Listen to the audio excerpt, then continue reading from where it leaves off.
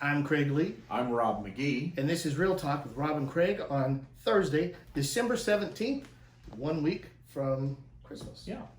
So, Bobby McGee, what are we talking about today? Well, we get asked by folks often about what the market is doing. What is the housing market doing? How is it affecting interest rates? Are we in a recovery or are we in a downward slide? And we thought we would give you some information that's kind of technical, but we get asked by enough people that we thought you might find it interesting. So we've got a few bullet points to go over with you. Here's kind of how we're just going to start, I guess. We printed up a bunch of stuff, and the housing market is strong. Yeah. It's up all over. Recovery's increased to 129.6 this past week, and an increase of 5.7 points over the prior week.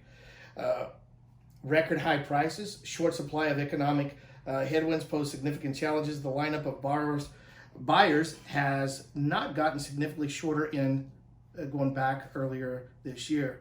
So it's always kind of when, in the years that we've been doing this, it seems like every time that there's a marketing boom, everybody wants to act like it's going to be what we went through in 2006 and 7 and 8 and all that. Forming a bubble. Yeah.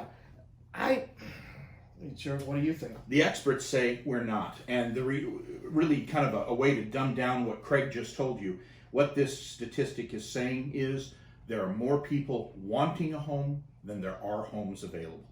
That keeps us from forming a bubble. It keeps prices increasing because there is high demand but short supply. Just a question. Like somebody who, let's say they bought their house back in, let's go back 10 years. Okay. So 2010. Mm-hmm. The market was not great. Still kind of recovering from. But you were seeing a lot of FHA buy and bells. Remember those? Yeah. Buy and bail was where you would buy in a development that was being built. So you bought a brand new house that you built, but the one just like yours or possibly even bigger and nicer down the street was $100,000 less just a few months later. Because the market was in free fall. Yeah. And so what people would do is they would literally go buy that other house. They could say they were going to rent it or do it as an investment or whatever. They were still buying it really under FHA rules because they didn't change until 2010, and then they changed again in 2012. Right. But the thing is, people just literally walk away from one house. Let the bank have the overpriced house that they paid too much for. They'll keep the one that they got for $100,000 less. But let's say it's somebody who bought back then and has not refinanced. They have a good interest rate. They've paid on it for 10 years, so they've only got 20 years left.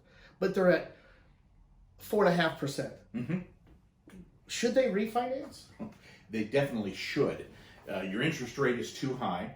And if you're worried about, well, I've already paid down 10 years, then do this. Take the lower interest rate, the savings that you're going to make, which could be hundreds of dollars a month, continue to make that same payment. You want to be paid off in the same 20 years or even less? Just keep making the same payment. You just have more dropping to your principal reduction. What you've done is reduce the interest you're paying the bank. That's always a good thing. So do it. Keep your payment higher than it needs to be if you want to pay it off faster. It's easy. Yeah. If you wanted us to just run numbers for you, we could tell you what your net cost is. Yeah. The gross cost is, you're going to have that if you do a loan. But how much it is going to depend on the company you're with. And, absolutely. And to Craig's point, we can do an amortization for you where if you tell us, I want to be paid off in 16 years, we'll tell you exactly what you need to pay, and you will be paid off in 16 years. It's that simple. Now, in this market, it's not going to change. What we're seeing, and I keep repeating this, is as we're reducing people $200 and $300 a month when they're doing these refinances, in some cases a lot more, but when we're seeing that, guys, your taxes are going up, and that's just about everywhere. One of the things that we looked up is Seattle is one of the strongest markets in recovery. So, we get a little bit of that because it carries down into Tacoma and Gig Harbor and so on. So the market's strong. It's great. Next, so talking about home price component, and this goes back to what we were just talking about. the fact of the matter is there are more buyers and they're in competition for homes. That makes it a seller's market, and that keeps prices high and increasing. In the most recent economic report, we remained steady at 109.7 points. What that means is it's 9.7 points over the anticipated, or where we were a year ago. So it's just another way of saying the housing market remains strong, prices remain high due to the fact that there are more people trying to buy than there are trying to sell. That doesn't mean there's not homes for sale. It just means you're going to be in competition with other people when you go to look at them. So here's what I notice more than just about anything when we're in a market like this. Well, it's been this way for 4 years, really, where you're seeing people compete for homes and the price. What happens though, Rob, when the appraisal doesn't come in? Well, now you have a choice. You can negotiate with your seller to reduce the price of the home you're buying, saying, hey, you're asking too much. The appraiser says it's not worth this amount, or you pay the difference. You can only finance based on what the appraised value is. But if you're wanting to buy a home, if this is your dream home and the appraisal comes in $10,000 short, you can increase your down payment by that $10,000 shortage and still finance the home.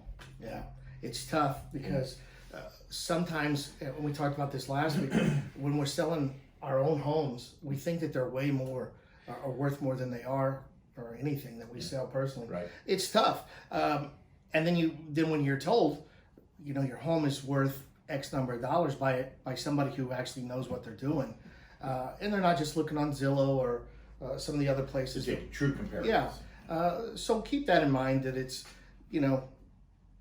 at some point it all kind of stops. We're going to wrap this up because we're going a little bit long, and it's kind of probably boring for a lot of people. The pace of sales in comparison to where we're still much, much higher than we were before COVID. Right. Sorry, Lana.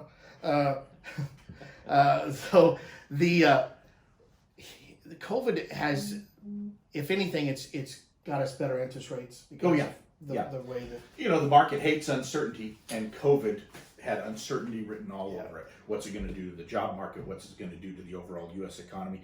Because the market doesn't like that uncertainty, it caused a flight to security, which is bonds.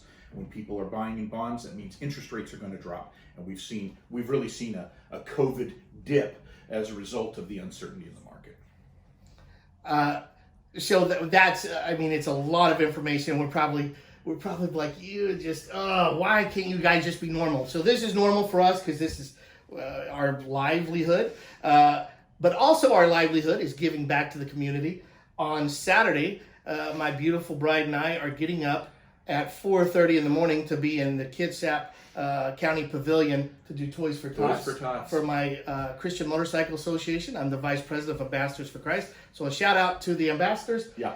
And then on Sunday, the big guy and I'm going to be Santa Claus, and he's going to be one of my working elves, and we're going to Brenda Kelly's and doing pictures. The COVID way, so no kids get to sit on my lap, or they have to stand clear. Yep. But I saw the Hamiltons put a picture on Facebook, and their kids are beautiful, and they've got a Santa Claus kind of pointing at them over the top. Yeah. So there's ways to make it look fun and just doing perspective. Yeah. Having them up front. It was first off, he was a much, much better Santa than I'll ever be, and this will probably be the last time I grow a beard for over a year. My wife does not like it, and it makes me feel 150 years old. Wow. So, but please come and see us.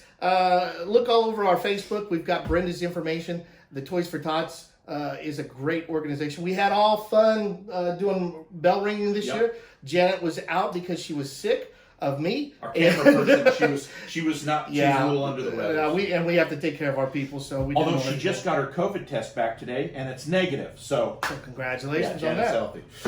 Anything else? I don't think so. Oh, well, I do want to say I know what we went through was a little bit technical in nature. But if you're watching this and you were fascinated by that, if you'd like a little bit more detail, call Craig or I. We'll answer any questions that you have.